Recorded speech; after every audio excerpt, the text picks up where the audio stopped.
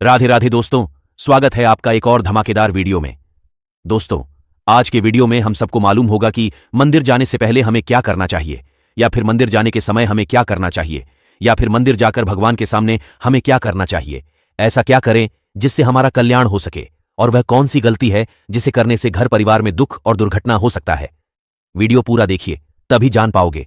Comment करके जरूर बताना महाराज जी की बातों से सहमत हो या नहीं। प्रभु के सामने या गुरुदेव के सामने जाके ऐसे करना, एक हाथ से प्रणाम करना, ये सेवा अपराध माना गया है। दोनों हाथ भगवान ने दिए, दोनों को जोड़िए, दोनों को जोड़कर सर झुकाइए। इस चित्त में कृपा प्राप्त होती है प्रभु की। प्रभु की कृपा का क्या स्वरूप है? नाम में प्रेम होने लगे, जितेंद्रियता आने लगे, हृदय पवित्र होकर सबके सुख भावना में मगन होने लगे। ये प्रभु की कृपा। प्रभु या गुरुदेव के सामने जाकर प्रणाम न करना यह अपराध है। जय बार सामने जाए तय बार प्रणाम करे। अगर आप अस्वस्थ हैं, आपका शरीर काम नहीं कर रहा, तो हाथ जोड़कर सर झुका दीजिए, नहीं तो पंचांग या साष्टांग प्रणाम कीजिए।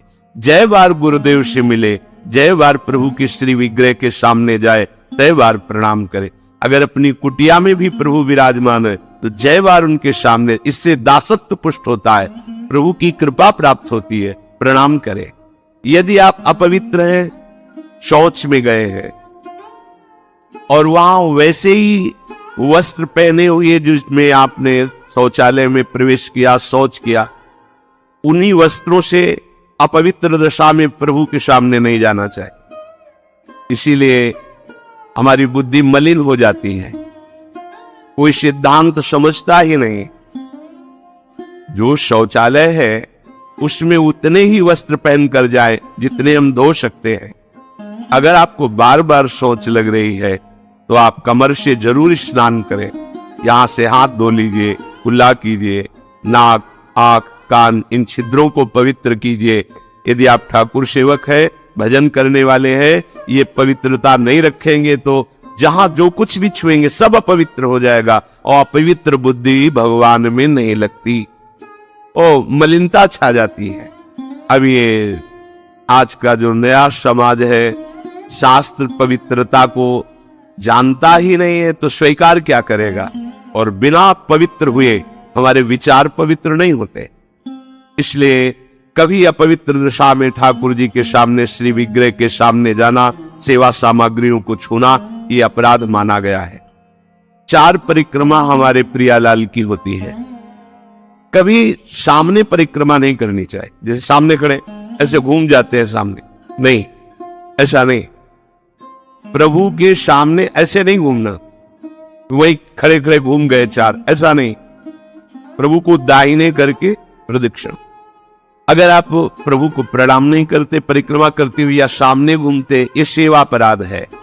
प्रभु के सामने गए मंदिर में और आप पैर फैला के बैठे, सामने ऐसे पैर फैला लिए, ऐसे फैला के, ये अपराध है। अपने आराध्य देव के सामने, अपने गुरुदेव के सामने पैर फैला के नहीं बैठा जाता। यदि आपके पैरों में कोई दोष है तो उतनी देर ही रुकिए जितनी देर आप खड़े दर्शन कर सकते हैं। सामने से हट जाइए, सामने पैर नहीं होने चाहिए आपके। प्रभु के श्री विग्रह के सामने बैठकर बात करना और उसमें झूठ बोल देना, ये दोनों अपराध है।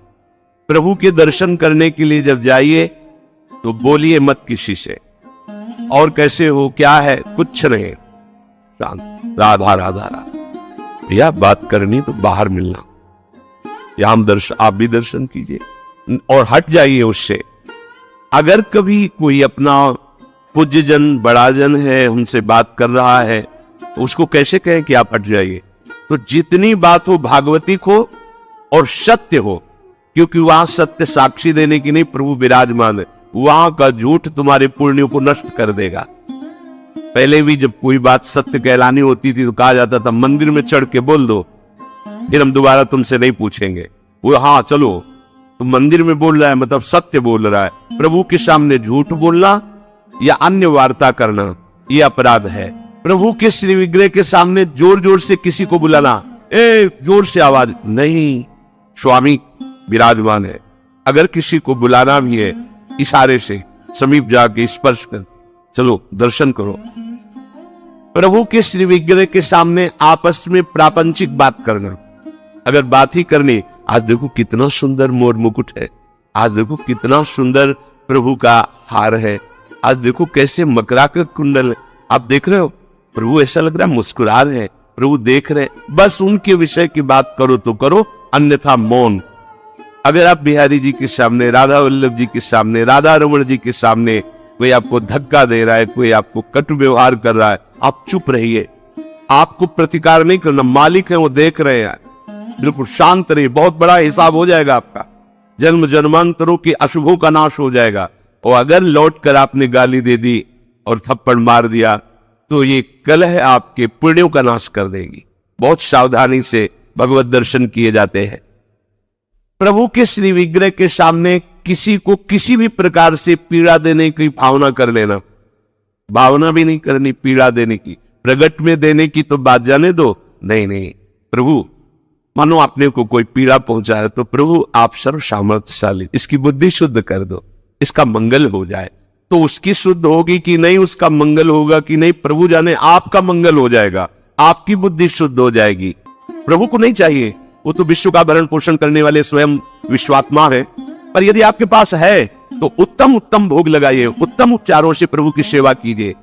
ऐसा नहीं कि आप अपने लिए वस्त्र बहुत महंगे लाते हैं और प्रभु के लिए ऐसे साधारण कपड़े ले आए, अपने लिए अच्छी भोग सामग्री प्रभु के लिए, ऐसे दुकानों में है, सुपारी किसके लिए लेना है, आपको खाना है तो अच्छी क्वालिटी की रखिए, और अगर पूजा के लिए लेना है तो जो कोई खाएगा नहीं वो रखी पूजा वाली, सूखे नारियल पूजा के लिए, टून का कपड़ा पूजा के लिए, ये ऐसा नहीं होना चाहिए, ये सेवा अपराध है।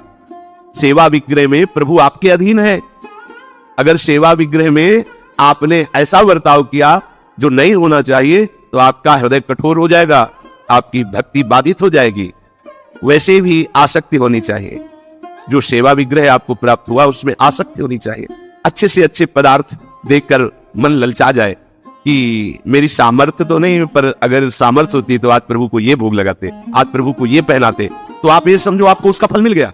चढ़ा नहीं पाए, समर्पित तो नहीं कर पाए, और उसका फल आपको मिल गया, क्योंकि आपने विचार किया ना, भावना की ना, और प्रभु भाव ग्रहण करते हैं। प्रभु को बिना अर्पित किए किसी भी वस्तु को खाना पीना यह सेवा अपराध है। यदि आप गुरु मंत्र लिए हो, ठाकुर सेवा विराजमान किए हो और आप बिना अर्पित किए पाते हैं तो अपराध है। प्रभु को निवेदन किए बिना कोई भी वस्तु खाना पीना ये सेवा अपराध है। और जो ऋतु में सबसे सुंदर फल है, जो अनुकूल मौसम के है, वैसे ही सेवा करनी चाहिए। सर्दी है, थोड़ा गुनगुना जल, वो पदार्थ भोग में लगाएं जो सर्दी दूर करते हैं, क्योंकि आप जैसी भावना करेंगे प्रभु वैसा ही आपको अनुभव कराएंगे। प्रभु के श्री विग्रह के सामने पीठ करके बैठ जाना, सामने श्री जी विराजमान है तो उनके सन्मुख होकर के बैठिए या साइड में बैठिए, ठीक उनके सामने पीठ नहीं होनी चाहिए। अगर वहां गुरु जी पधारते हैं या गुरु स्वरूप महापुरुष कोई पधारते हैं तो श्री विग्रह के सामने से हट जाइए और दूर होकर के फिर उनको लक्ष्य करके प्रणाम कीजिए, पर सामने नहीं। श्री जी के सामने, श्री विग्रह के सामने किसी को प्रणाम न कर, श्री जी के सामने प्रणाम ना करवाना और प्रणाम ना करना, केवल श्री जी को प्रणाम करना। इन्हीं की कृपा से हमारा जीवन सतमार्ग में चलता है। तो आपसे सच्ची कहते हैं, ये हमारे प्रभु राधा वल्लभ लाल जी, बांके बिहारी लाल जी, राधा रमण लाल जी, ये मूर्तिकार की रचना नहीं, साक्षात प्रिया प्रीतम है। हमारी भावना नहीं बन पा रही, इसीलिए, नहीं तो इनके इशारे होते हैं, ये मुस्कुराते हैं। बहुत बहुत धन्यवाद दोस्तों।